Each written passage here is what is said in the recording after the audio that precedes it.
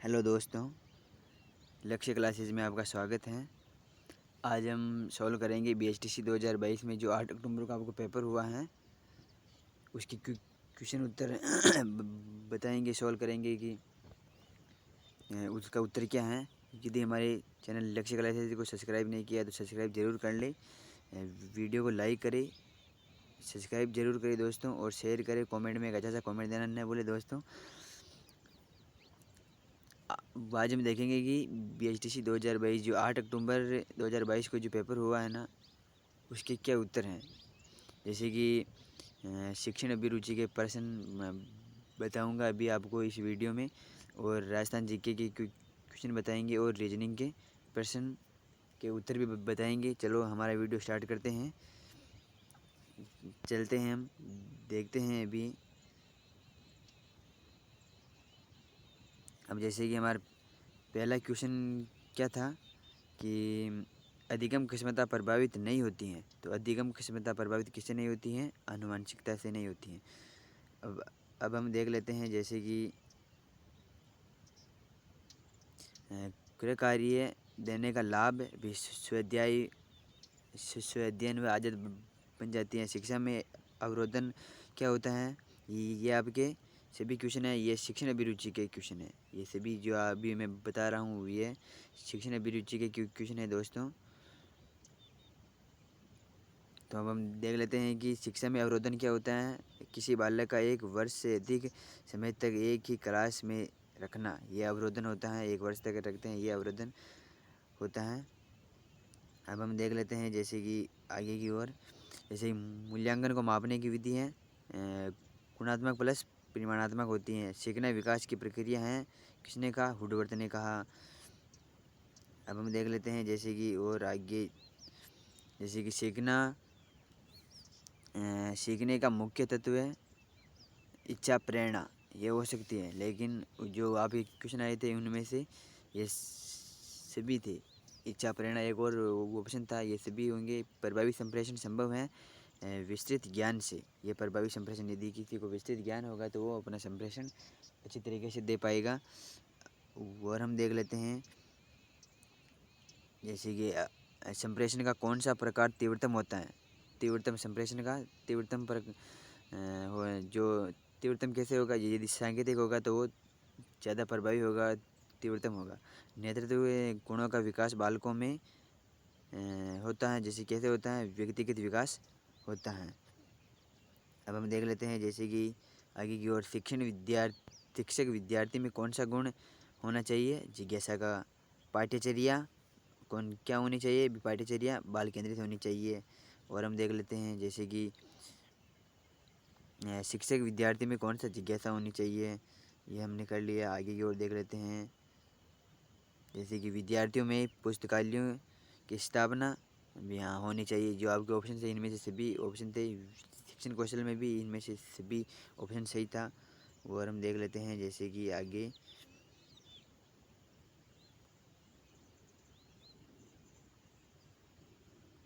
तो सतत व्यापक मूल्यांकन में ग्रेडिंग प्रणाली विद्यार्थियों के औपचारिक एवं कार्यालय अभिलेख से दी जाती हैं। अब जैसे भाषा सीखने का प्रभावी माध्यम बातचीत करना होता है। आगे की ओर देखते हैं जैसे कि विद्यार्थियों में नैतिक मूल्यों का विकास, नैतिक मूल्यों पर व्याख्यान देना। सृजनात्मक सबसे उपयुक्त होता है, यानी नवीनता का ज्ञान। अब आगे की ओर देख लेते हैं एक अध्यापक को अपनी कक्षा में विधियाँ, जैसे कि एक सामान्य विधि से नहीं, यानी कि एक सामान्य विधि से नहीं। अच्छा शिक्षक वह है जो पढ़ाया विद्यार्थी समझ जाए। यानी अच्छा शिक्षक वही है जो कक्षा में पढ़ाता है, वो विद्यार्थी समझ जाए, वही अच्छा शिक्षक हैं। बालक सीख रहा है, इसका निर्धारण उससे प्रश्नोत्तर सुनकर, यानी कि जो सीख रहा है उसका निर्धारण हम बालक से प्रश्न पूछ करके करेंगे। नेतृत्व गुण के लिए आवश्यक है सामाजिक परिपक्वता होना, ये नेतृत्व गुण के लिए आवश्यक हैं।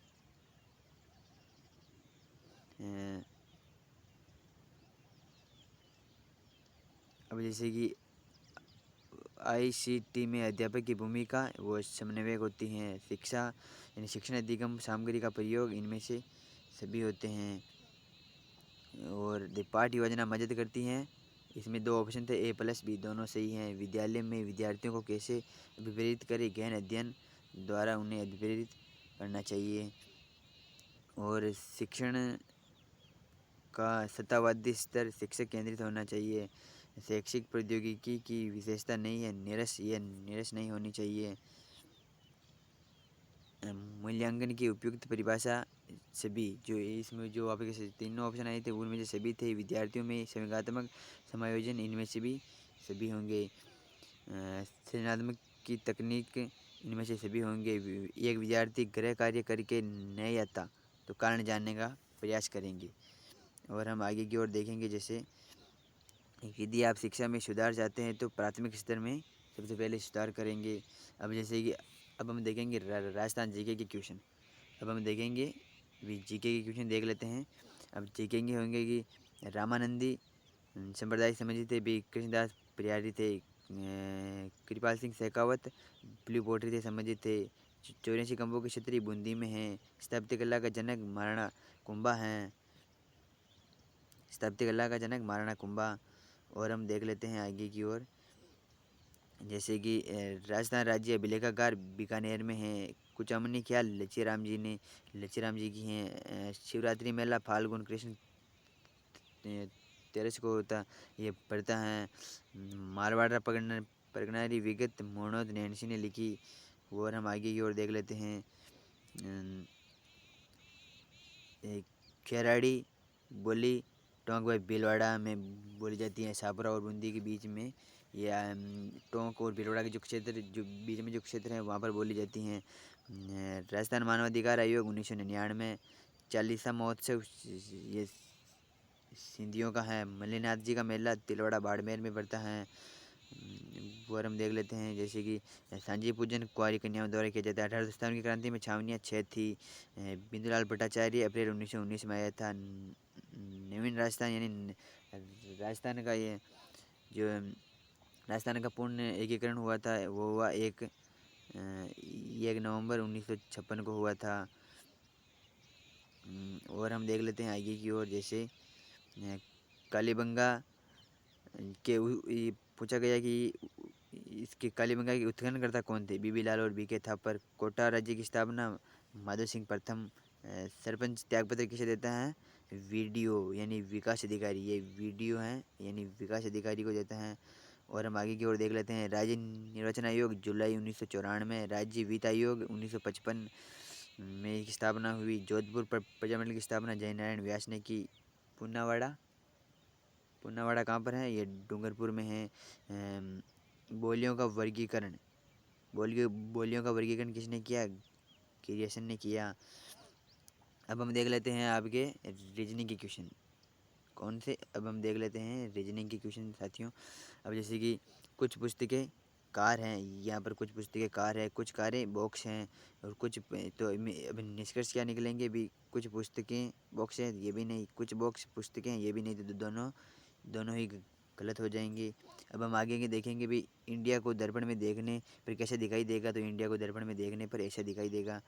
फिर हम आगे की ओर देख लेंगे, जैसे कि ये एक परिवार में श्री व श्रीमती शर्मा और उनकी 5 बेटियां हैं। प्रत्येक बेटी के एक भाई है। तो परिवार में एक तो है, एक तो ये श्री हुई, एक ये श्रीमती शर्मा हुई और 5 बेटियां, 5 बेटियों के एक एक भाई। तो 6 2 8, तो आंसर हो गया आपके 8। और अब इसमें नीचे दी गई आकृति में कितने त्रिभुज हैं, तो त्रिभुज कितने होंगे, कुल मिला के त्रिभुज इसमें इस आकृति में त्रिभुज होंगे 27। फिर आगे की ओर देख लेते हैं, जैसे कि ये है तो यहाँ पर क्या आएगा, जैसे कि ये का उल्टा जेड होता है, बी का उल्टा वाई होता है, तो सी का उल्टा ये एक्स होगा। और आगे की ओर देख लेते हैं, जैसे कि अब जैसे कि यहाँ पर दिखाया गया है, ये का घनमूल 1 + 1, तो यहाँ पर 2 हो गया। और 2 का घनमूल +1, फिर यहाँ पर 3 का क्यूब, हाँ घनमूल यानी क्यूब +1, तो 27 + 1 28। फिर ये यहाँ पर हो जाएगा 4 का क्यूब +1, तो यहाँ पर हो जाएगा 65। तो यहाँ पर आपके आंसर आएंगे 65। अब आगे की ओर देख लेते हैं, जैसे कि यहाँ पर जैसे ये है सी सी, तो हम देखेंगे कि सी के बाद में डी ई एफ फिर जी, तो कितना है, 1 2 3 आ रहा है। तो इसमें अंतर कितने का है, ये डी एक 1 2 3 4 का, 4 का अंतर है। तो हम इसमें भी 4 का ही लेकर आएंगे, जैसे कि 4 का, तो फिर इसमें 4 के 4 लाएंगे, एल एम एन ओ, तो यहाँ पर आएगा ओ। तो आपके ये सही होंगे। जैसे कि 3 और 7 में अंतर कितना है, 4 का। 1 और 5 में कितना अंतर है, 4 का। 4 और 8 में 4 का, तो सभी में 4 का अंतर होगा। तो ये उत्तर आपके वहाँ जाएंगे।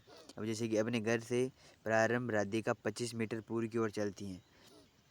25 मीटर पहले राधिका पूर्व की ओर गई, फिर उसके बाद दक्षिण में 10 मीटर जाती है, उसके बाद 15 मीटर पश्चिम की ओर आती हैं, अंत में उत्तरी की ओर 10 मीटर चली जाती है। अब वह घर से किस दिशा में है, घर से वो किस दिशा में है, तो घर से वो पूर्व दिशा में है। तो कौन सी दिशा में, पूर्व दिशा में है। और हम देख लेते हैं, किसी कूट में डांस को GXQZH लिखते हैं, तो राइट को किस प्रकार लिखेंगे। यदि डांस को ये लिखेंगे, तो फिर राइट को क्या लिखेंगे, राइट को लिखेंगे UFJEW लिखेंगे।